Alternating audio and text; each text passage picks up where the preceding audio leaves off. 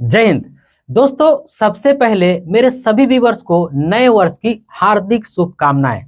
मैं ऐसा कामना करूंगा कि मेरे जितने भी व्यूअर्स हैं उन सभी के जीवन में ये नया साल सुख और समृद्धि लेकर के आए। दोस्तों, जब मैं वीडियो शूट कर रहा हूं तो ये साल का आखिरी दिन है। हो सकता है जब आप वीडियो देखें तो ऑलरेडी आप नए साल में प्रवेश कर गए होंगे। लेकिन दोस्तों, जैसे ही नया साल आता है वैसे ही बहुत सारे लोग अलग अलग तरह का प्लान करते हैं। कई लोगों का मानना यह होता है कि भाई मैं नए साल से डिसिप्लिन हो जाऊंगा, रेगुलर हो जाऊंगा, किसी भी काम को डिसिप्लिन से और रेगुलर करूंगा। कई लोगों का मानना यह होता है कि भाई मैं नए साल से जिम ज्वाइन कर लूंगा और रेगुलर जिम जाऊंगा। कई लोगों का मानना यह होता है कि भाई मैं नए साल से कोशिश करूंगा या फिर छोड़ दूंगा अल्कोहल या तंबाकू जैसी चीजें। कई लोगों का मानना यह होता है कि भाई मैं नए साल से इन्वेस्टमेंट की स्टार्ट करूंगा।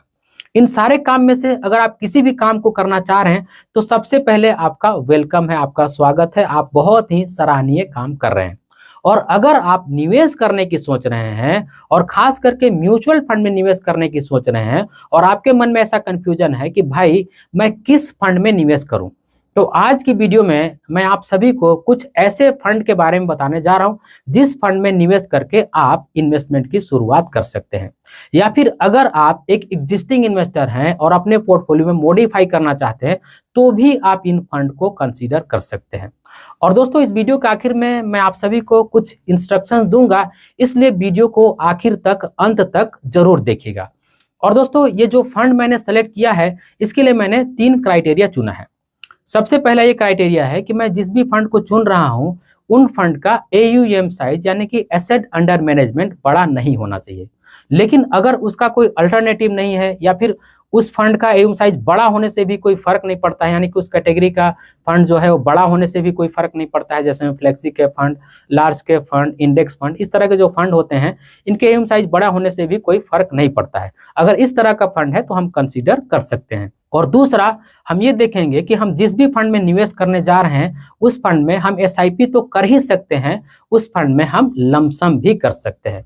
और तीसरा, ये जो सारे फंड होंगे वो परफॉर्मेंस के बेस पर होंगे। जिन फंड का परफॉर्मेंस अच्छा है उन फंड को मैं लिया हूं और ये मेरी टोटली पर्सनल राय है। जो मुझे अच्छा लगता है उस फंड के बारे में मैं आप सभी को बताने जा रहा हूं।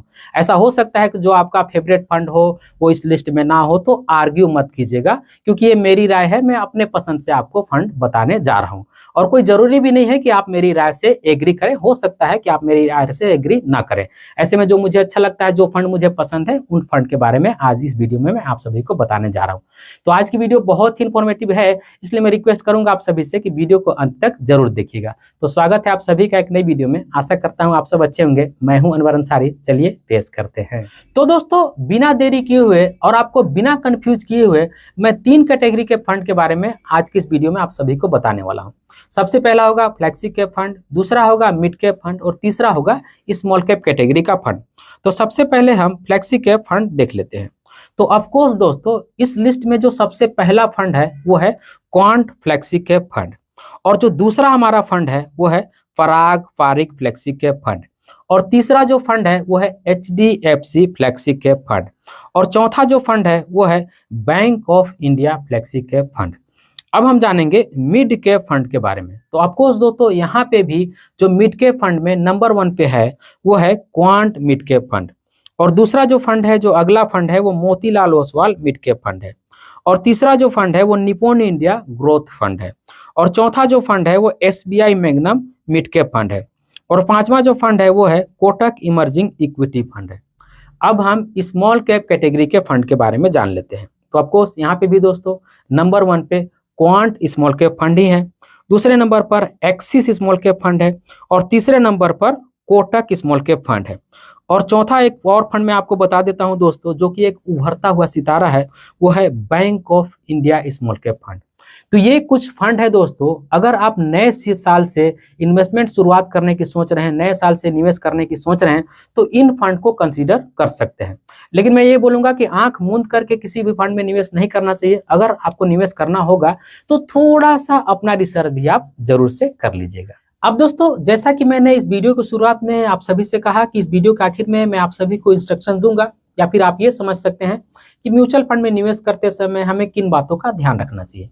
सबसे पहली बात दोस्तों, अगर हम म्यूचुअल फंड में निवेश करने जा रहे हैं या फिर पोर्टफोलियो बनाने जा रहे हैं, तो हमें इस बात का ध्यान रखना चाहिए कि एक कैटेगरी से हमें 2 के आसपास में फंड लेना चाहिए। जैसे में अगर हमें स्मॉल कैप में निवेश करना है तो 2 स्मॉल कैप फंड ले लिया, अगर हमें मिड कैप में निवेश करना है तो 2 मिड कैप फंड रख लिया, या फिर हो सकता है 3 रख ले, हम 4 रख ले, तो 3-4 इनफ हो जाते हैं, हमें 7-8 एक कैटेगरी का फंड रखने की जरूरत नहीं है। और दूसरी बात, जब भी हम म्यूचुअल फंड में निवेश करने की सोच रहे हैं या फिर पोर्टफोलियो बनाने की सोच रहे हैं, तो हमें एक फंड हाउस से ज़्यादा 2 फंड लेना चाहिए। अगर एक ही फंड लेंगे आप तो और अच्छी बात है, लेकिन मैक्सिमम से मैक्सिमम 2 फंड लेने चाहिए। अब इससे फर्क क्या पड़ता है दोस्तों? इससे फर्क ये पड़ता है, सपोज कीजिए आपके पोर्टफोलियो में 5 या 6 फंड है, 5 या 6 अलग अलग फंड हाउस से है। अब ऐसे में कभी किसी एक फंड हाउस की स्ट्रेटजी नहीं चलती है, तो ज़्यादा से ज़्यादा यही होगा कि आपके पोर्टफोलियो में एक ही ऐसा फंड होगा जो अच्छा रिटर्न नहीं दे रहा होगा या फिर माइनस में रिटर्न दे रहा होगा। बाकी के सारे फंड अच्छा परफॉर्मेंस कर रहे होंगे, तो आपका ओवरऑल अच्छा रिटर्न यहाँ पे मिल जाएगा। लेकिन अगर आपने एक ही फंड हाउस से सारे फंड ले लिए और उस फंड की अगर स्ट्रेटजी सही नहीं चली, तो आपका पूरा ही पोर्टफोलियो माइनस में हो सकता है और आपको एकदम से खराब रिटर्न मिल सकता है। इसलिए इन सारी चीज़ों से बचने के लिए हमें हमेशा अपने पोर्टफोलियो में अलग अलग फंड हाउस से फंड रखना चाहिए और ज़्यादा से ज़्यादा एक फंड हाउस का 2 फंड रखना चाहिए। अगर एक ही रखेंगे तो और अच्छी बात है। और तीसरी बात, जब भी हम म्यूचुअल फंड की पोर्टफोलियो बनाते हैं तो हमें इस बात का ध्यान रखना चाहिए कि हमें म्यूचुअल फंड की पोर्टफोलियो में ज़्यादा से ज़्यादा 5 या फिर 6 म्यूचुअल फंड की स्कीमें रखनी चाहिए। चलो अगर 7-8 रख लिया तो कोई बात नहीं है, लेकिन ये 10, 12, 15, 20 म्यूचुअल फंड की स्कीमें रखने वाली बात मुझे समझ में नहीं आती है।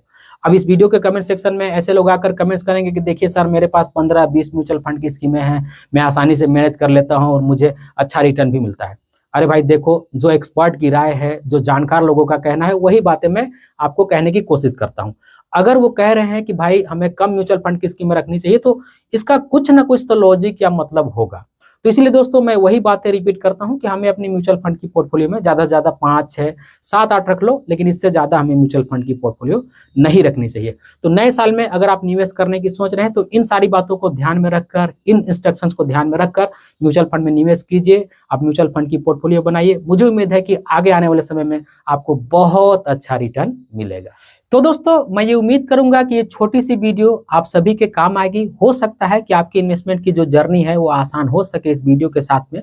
तो इस वीडियो में बस इतना ही था। उम्मीद करता हूँ आज की वीडियो आप सभी को अच्छी लगी होगी। अगर आज की वीडियो आप सभी को अच्छी लगी है तो इस वीडियो को एक लाइक जरूर कर दीजिएगा और इसी तरह की वीडियो देखने के लिए चैनल को भी सब्सक्राइब कर लीजिएगा और इस वीडियो को अपने फ्रेंड और फैमिली के बीच भी शेयर कीजिएगा ताकि वो भी अवेयर हो पाए। इस वीडियो के आखिर में बस मैं आपसे इतना ही कहूंगा कि अपना और अपने फैमिली का बहुत ख्याल रखिएगा। मैं मिलूंगा इसी तरह की किसी और वीडियो में, तब तक के लिए बाय।